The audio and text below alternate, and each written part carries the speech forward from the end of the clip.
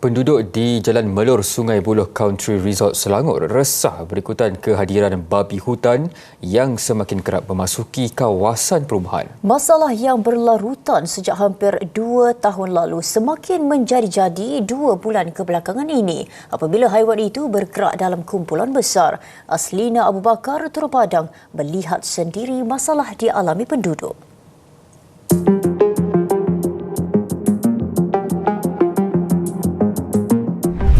Bukan sahaja menyelongkar sampah dan mengotorkan persekitaran perumahan, kumpulan babi hutan berkenaan turut bertindak agresif termasuk merosakkan harta benda, menyondol pagar dan masuk ke dalam kawasan rumah penduduk.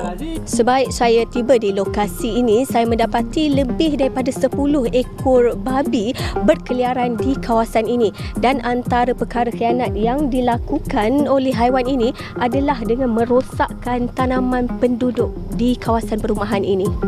Selain kerosakan tanaman dan isu najis, penduduk bimbang babi berkenaan menyerang terutama kanak-kanak. Di sini ada 2 kelompok babi.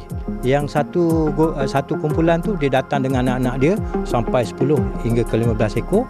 Yang satu batch lagi ni dia datang dengan anak yang dah besar-besar.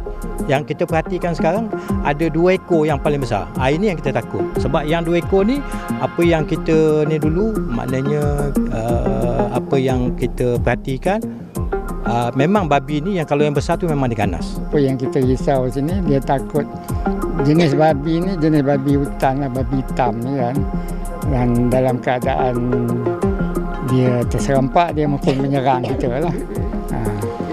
Jadi biasanya siang tak datang, malam dia datang. Malam dia mula dari waktu maghrib sampai subuh pukul 5 tu. Jadi dia terpulang lah. Dia mungkin akan masuk balik dan datang balik ulang kawasan ni lah.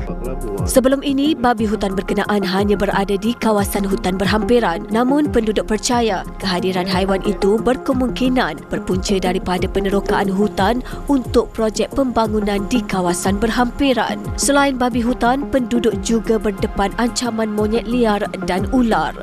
Macam pagi tadi, kesnya dia masuk di bahagian dapur dan dia mengambil makanan-makanan. Jadi saya rasa benda ni susahlah bagi penduduk sini pun rasa memang cukup tak selesa dengan keadaan sekarang. Penduduk mendakwa aduan telah diajukan kepada pihak Jabatan Perlindungan Hidupan Liar dan Taman Negara Perhilitan Selangor. Pun begitu, tiada tindakan serius dilakukan selain daripada rondaan. Justeru penduduk memohon tindakan segera daripada agensi berkaitan bagi memastikan keselamatan penduduk terjamin serta masalah ini dapat ditangani sebelum berlaku sebarang kejadian tidak diingini. Saya rasa pihak berkuasa perlu ambil tindakan. Pada saya, tiap masalah mesti ada penyelesaian kan. Dia hanya lambat ataupun cepat saja. Dan kita penduduk kat sini sedialah membantu pihak berkuasa untuk apa nak menghapuskan mungkin tak boleh lah kan. Untuk mengurangkan kejadian babi-babi ataupun lain-lain binatang yang ada kat depan ini lah. Isu ini kami panjangkan kepada Perhilitan dan difahamkan pihaknya akan memberi maklum balas dalam masa terdekat. Laporan Aslina Abu Bakar untuk Buletin TV 9.